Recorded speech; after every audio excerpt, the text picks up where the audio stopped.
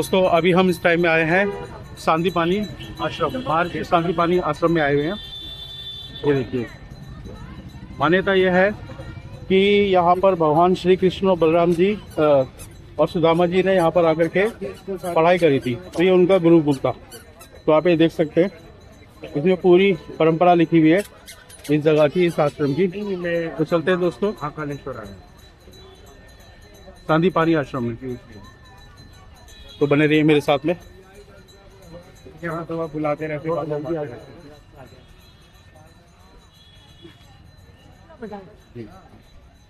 मैं आप फिर संडे को आ जाऊंगा। यही 10 रुपया फूल भगवान ने भी तेरी यहाँ पे श्री कृष्ण का मंदिर में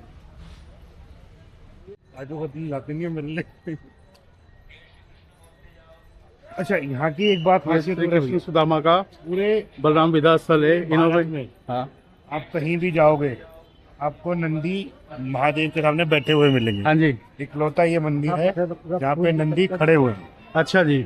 लो जी, एक नई बात हमें पता चली है रजत भाई द्वारा कि यहाँ पर नंदी जी ना खड़े हुए हैं। क्या बात है, हर हर महादेव। क्यों खड़े हुए ये पड़े जी बताएंगे। पड़े जी बोलो कृष्ण भगवान की। देखो, तो ये जो द्वार है श्री कृष्ण द्वार है, यहाँ पर भगवान श्री कृष्ण ने 14 विद्या सीखी थी, 14 कला सीखी थी। तो चलिए आपको हम दिखाते हैं, अंदर आप मेरे साथ आइए।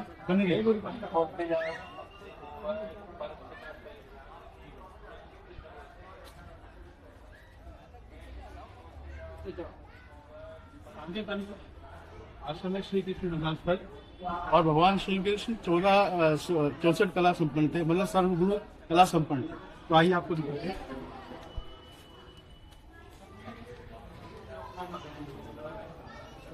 पहले तो सबसे बड़े तो मंदिर की खूबसूरती आप देखिए। सबसे पहले पुराण, विमान, लॉजिक,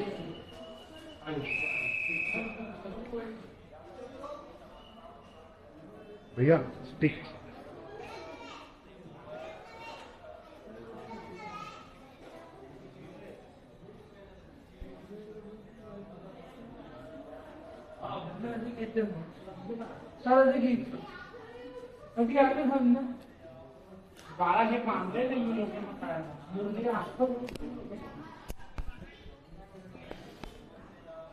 तो भगवान की एक कला देखी आती है।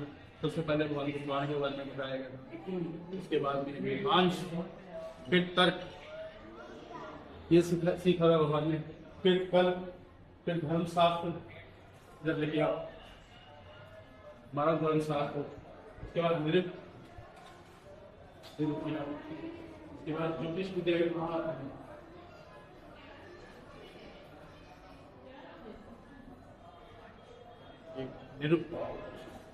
इसके बाद ज्योतिष शास्त्र उन्होंने सीख लगा। जिस समय भगवान कृष्ण बालावस्था में थे तो उन्होंने माटी खाई थी, तो माता ने उनसे पूछा था कि क्या खाया, तो उन्होंने मुंह खोल के दिखाया था, तो उनकी जीवा के अंदर पूरा ब्रह्मांड समाया था। तो ये ज्योतिष शास्त्र है जो भगवान श्री कृष्ण ने सीखा है। इसके बाद में व्याकरण, जो ग्रामर आज हम सीखते हैं, तो उस सदी के जो ग्रामर आज हमारे बच्चे सीखते हैं और हम लोग सीखते हैं, उस समय के अंदर भगवान श्री कृष्ण सीख चुके थे। तो व्याकरण ग्रामर का भी इसमें उल्लेख है। छंद, छंद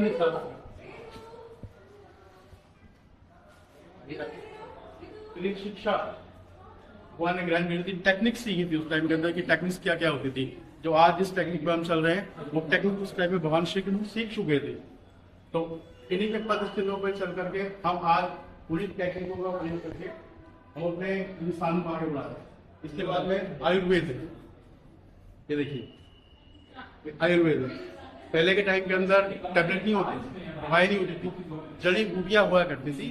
जड़ी बूटियों से हर बीमारी का इलाज होता था। कुछ भी बीमारी हो उसका इलाज और ये आयुर्वेद प्रधान, ये देखिए औषधि द्वारा होता था, जो जड़ी बूटी से बनती थी। इसके बाद संगीत, भगवान श्री कृष्ण संगीत में भी निपुण थे। मुरली तो स्वयं बजाते हुए आते थे, मतलब उनकी मुरली के तान पर हर कोई देवी देवता, ऋषि, कन्या, गंधर्व सब मस्त होकर के नृत्य करते थे। बोलो जय जय श्री राधे।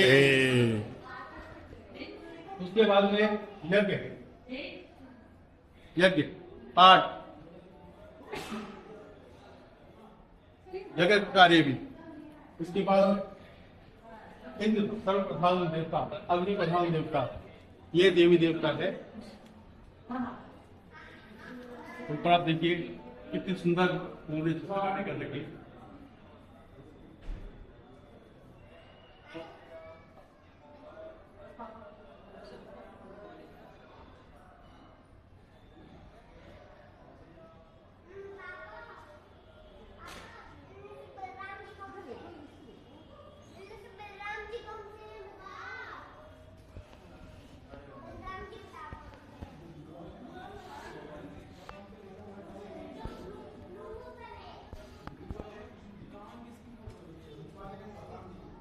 तो इस जगह पर भगवान ने कलाएं की थी, 14 कलाएं और 14 ये सब चीजें इन्होंने सीखी थी। वेद, वेद के अंदर जितने भी वेद आते हैं, ऋग्वेद, 4 वेद होते हैं, यजुर्वेद, सामवेद, अर्थवेद, फिर वेदांग, शिक्षा, छंद, व्याकरण, निरुक्त, ज्योतिष, कल्प, धर्मशास्त्र, पुराण, मीमांस और तर्क, तर्क वितर्क भी आता है। 14 विद्याएं भगवान ने सीखी थी यहाँ पर। चलिए आपको आगे ले चलते हैं, आइए मेरे साथ। प्रेम से बोलिए जय जय श्री राधे, जय जय श्री राधे, जय जय श्री राधे श्याम। चलिए आपको ले चलते हैं आश्रम के अंदर और दिखाते हैं। इंटरव्यू हो जाए गुरु जी का, 2 मिनट ले लो। एक जरा थोड़ा सा बताओ यहाँ के बारे में। गुरु जी राधे राधे। जय श्री राधे, बांके बिहारी लाल की जय हो, बाबा महाकाल की जय जयकार हो। ये भगवान कृष्ण सुदामा जी का स्कूल है। अच्छा, यहाँ भगवान श्री कृष्ण पढ़ने आए थे मथुरा से, 64 दिन रुके थे भगवान। अच्छा, 64 कलाएं पूरी विद्या का उनने यही ज्ञान प्राप्त किया था। उनके गुरु थे महर्षि सांदीपनि ऋषि। ये सांदीपनि ऋषि का आश्रम है। यहाँ भगवान पढ़ रहे हैं, गुरु पढ़ा रहे हैं, गुरु गोविंद दोनों खड़े और कांके लागू पाऊं। बलहारी गुरु आपने और गोविंद दियो। बताए पढ़ने भी वो आए थे जो स्वयं जगत गुरु थे। कृष्णम बंदे जगत गुरु है, पर एक परंपरा दी इस कलयुग की। इस कलयुग में गुरु प्रधान है, नहीं प्रधान गुरु है। गुरु तुम्हें आज्ञा देगा, सब कुछ देगा, उससे तुम चल सकते हो। जन्म के दाता माता पिता है, जन्म जो देते हैं वो माता पिता है, और कर्म के दाता हमारे गुरु महाराज है। जो जैसा हमको रास्ता देंगे उसमें चलना है। और एक शांति एकांत है, वो भैया मिले थे, आनंद लेते हैं। हम भी कोई श्रद्धालु लोग आए, उसको आनंद दिलवाना, किसी की आत्मा को तृप्त कर देना, वही सबसे बड़ा दान है। वही परमात्मा, वही शिव, वही कृष्ण है। आत्मा किसी की दुखा के क्या करने का, तो आत्मा ही है जिससे भगवान का मिलन होता है। ये धड़मड़ तो सब यही रखे रह जाते हैं। जी, यहाँ गोमती कुंड है। भगवान कृष्ण अपनी पट्टी पे जो लिखते थे वो जल से साफ करते थे, इसलिए पूरे क्षेत्र को अंगपात क्षेत्र बोला जाता है। अंग मतलब भगवान ने लिखा है, पात में इसको मिटाया है। ये पूरा क्षेत्र अंगपात क्षेत्र है। बड़ी कृपा हुई ठाकुर जी की, वो इस अवंतिका में पधारे, तो बड़ी कृपा हुई हम पर भी, तो उनने हमको ऐसे दर्शन दिए। भगवान पढ़ रहे हैं, गुरु पढ़ा रहे हैं, वो भी पढ़ रहा है जिनको कोई पढ़ने की जरूरत नहीं थी, वो स्वयं ज्ञानी थे। पर एक परंपरा दी है कि कलयुग बस में नहीं है। इस कलयुग में कोई छात्र बन के नहीं आ रहा है, सब गुरु बन के आ रहे हैं यहाँ। कोई 2 मिनट के लिए छात्र बने, छोटा समर्पण बने, कोई पूछे कि हमको ये बताओ यहाँ शांति इतनी क्यों है, हम यहाँ घूम रहे हैं, क्या हमें घुमाया जा रहा है, हम कुछ समझ नहीं पा रहे हैं कि क्या है ये। कोई समर्पण लेके आए भाव। ये तो सुदामा का भी आश्रम है, जिनके पास कुछ नहीं था, भगवान की मित्रता हो गई, अच्छे मित्र यही बने। और समर्पण का भाव है, जैसे जिसकी भावना होती है वैसे भगवान उसे दर्शन देते हैं, तो वैसे उसके कर्म करते हैं। तो बाबा महाकाल की नगरी है, तो वो बोलते हैं कि अकाल मृत्यु वो मरे जो कर्म करे, चाहे दान का, और काल उसका क्या करे जो भक्त हो। महाकाल की कृपा बनी है, इसलिए आप ये सब आनंद ले रहे हो। फिर हमेशा आते रहो और यही आनंद लो। यह शांति एकांत है, वो ठाकुर जी ने बना के रखा है।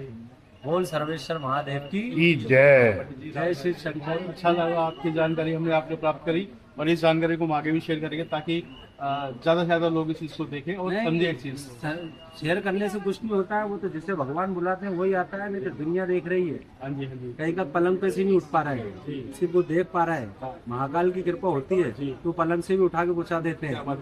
हर महादेव। यही दादा परदादा चले गए हमारे, वो नहीं आ पाए, हम आ गए। हम आ गए, तो ये सब भाग्य की बात है गुरु। ये तो जय श्री अच्छा माल लेके बिल्कुल। जल्दी कर लो, आता हूँ। आप कल को बताओ कैसे हो। सब आने में। अगली बार आएंगे ना गुरु जी का काजू की कतली का डब्बा लेंगे। अरे कोई नहीं, भगवान के लिए अच्छा मानो करते हैं। और बताओ भैया आया साथ में, बड़े भैया का चैनल एक्सप्लोर इंडिया।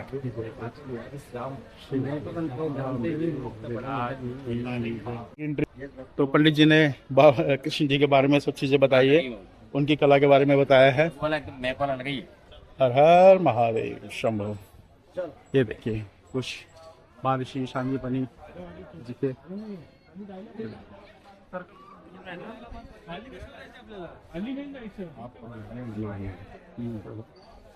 चलिए आइए आपको दिखाते हैं।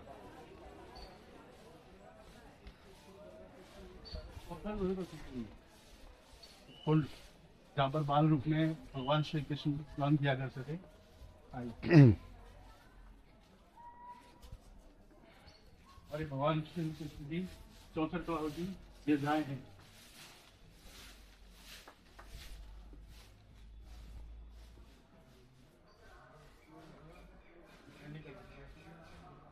गीत ये पहले करना है गीत। आइए उसके बाद में संगीत वाद्य, उसके बाद में तीसरा नृत्य। हमारे जीवन का शुरुआत ही संगीत से होती है, नृत्य।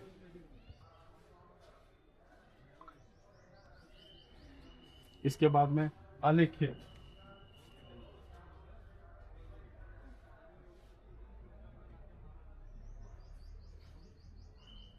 इसके बाद विशेष कक्षक। ये देखिए ये है वैद्य का विधा। तो इसमें भगवान श्री कृष्ण को धनुष शिक्षा दी जाती है और सभी शिक्षाएं इस 64 कला के अंदर भगवान श्री कृष्ण को दी गई है। और इसके माध्यम से हम ये भी देखना होगा भगवान के पास में एक शिक्षा की कोई कमी नहीं थी। वो स्वयं सर्वगुण संपन्न थे और सबसे बड़े गुरु वही थे। उसके बाद भी उन्होंने गुरु के माध्यम से शिक्षा ग्रहण करी है, जो कि अभी पंडित जी ने बताया था। पंडित जी ने यही बताया था कि श्री कृष्ण भगवान भी भगवान होने के बाद भी उन्होंने गुरु से शिक्षा ग्रहण करी है। आइए 64वीं उनकी कला थी व्यायामिक। वो रोज परिश्रम करते थे, वो रोज व्यायाम करते थे। तो वो पहलवानी में भी, कसरत में भी जबरदस्त सॉलिड थे। अच्छा दोस्तों, ये 16 कला संपन्न हो चुकी है भगवान श्री कृष्ण की, जिस कला में वो माहिर थे। अब आपको मिलते हैं गीता के उपदेश। आइए ये देखिए। थोड़ा सा हम जल्दी करते हैं टाइम की कमी होने के कारण।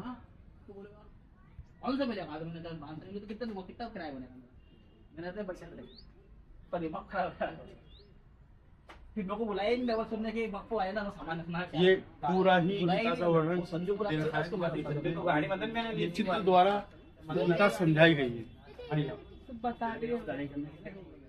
जो कहना मदन में गाड़ी तो ले ली उनके चक्कर में। जैसे गाड़ी चलाने वाला कोई नहीं, किया वो रिक्शा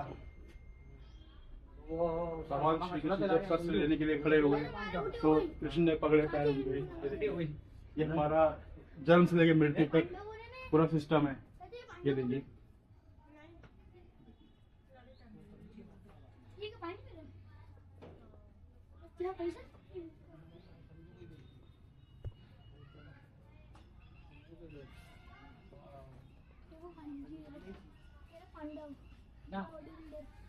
अभी तीनों का चल रहा है, वेस्ट का बैठने नहीं मिलता। ये सब गीता का ज्ञान है जो चित्र पैसे भी कितने के माध्यम से हमें समझाया है।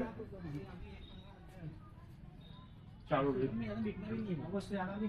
ये 32 तक मांगो। पहले लिखवा वो धुला तो बोले इनका कहना ऐसा है तो उस पे 20 लाख, तो 20 लाख तो उसमें चले आएंगे। फिर भी रोक नहीं होगा 20 लाख नहीं। अब वो जो प्लेन बाकी लगवाई उन्होंने वही ना फिलिंग वगैरह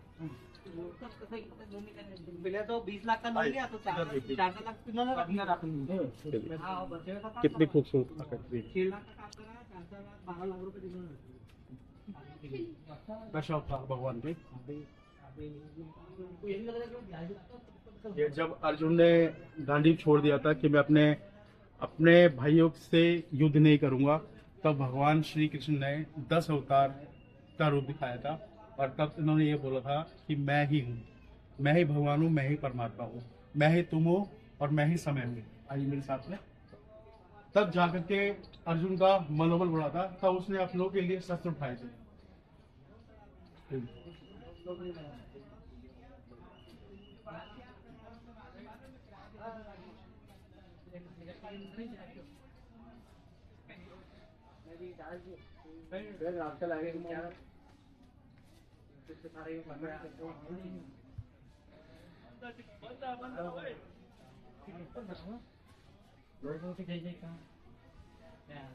सेवेंटी पेज पे बहुत अच्छा इन्होंने चित्र वर्णन कर रखा है। ये बर्बरी है, ठीक है, बर्बरिक, और ये अर्जुन जी है, कृष्ण जी। तो बर्बरिक के पास में 3 बाण थे। 3 बाण में उन्होंने ये बोला था कि मैं 3 बाण के अंदर युद्ध समाप्त कर दूंगा, और उनकी विशेषता ये थी कि वो जो पक्ष युद्ध के अंदर जो पक्ष कमजोर होगा उस पक्ष के थ्रू लड़ेंगे। अगर अर्जुन का पक्ष कमजोर होगा तो अर्जुन के साथ लड़ेंगे, भीम का उसका दुर्योधन का पक्ष अगर वीक होगा तो दुर्योधन के साथ लड़ेंगे। मगर कृष्ण जी ने सोचा कि यार अगर ये इस पक्ष से लड़ेगा या उस पक्ष से लड़ेगा तो युद्ध कभी खत्म भी नहीं होगा, कभी समाप्त नहीं होगा। तब इन्होंने इसकी परीक्षा ली थी और उन्होंने कहा था तो 3 बाण चला के दिखा। तब इन्होंने एक पीपल का वृक्ष दिखाया था कृष्ण जी को, कृष्ण जी ने, कि इस पीपल के सारे पत्ते तू एक तीर से छेद के दिखा दे। तब इन्होंने एक तीर उठाया और पीपल के पत्ते पे मारा। एक पत्ता पीपल का जो कृष्ण जी की माया से उनके पाँव में चला गया था, तो वो तीर सारे पत्तों को छेद करके कृष्ण जी के पैर के पास रुक गया। तब इन्होंने कहा कि महाराज अब आप ये पैर हटाइए, नहीं तो आपका पैर छेद देगा।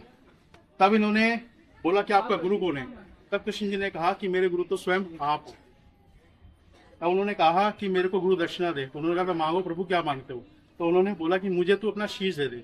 तब उन्होंने अपना शीश उतार करके श्री कृष्ण के चरणों में रख दिया था। तब से ये श्री खाटू श्याम जी के नाम से पूजे जाते हैं, जिनका रिंगस में मंदिर है। बोलो श्री खाटू नरेश की जय। जिनका मंदिर सूरत में भी और जयपुर में भी है। तो ये इनका भी लीजिए फोटो। अरे रहने दो। पर खाटू नरेश के नाम से पूजे जाते हैं। रियल मंदिर तो जयपुर में है। होगा जयपुर रिंगस में बेटे खाटू नरेश, तो वहां पर पूजे जाते हैं। तो उस समय के अंदर इन्होंने बोला भी था कि भगवान अगर आपने मेरा शीश ले लिया तो मैं महाभारत का युद्ध कैसे देखूंगा। तब कुरुक्षेत्र में एक वृक्ष के ऊपर इनकी गर्दन जो है, शीश जो है लटकाया हुआ था। जब पूरा महाकाल हो, मतलब महाभारत युद्ध हो चुका था, उसके बाद इनकी स्थापना मंदिर में हुई थी।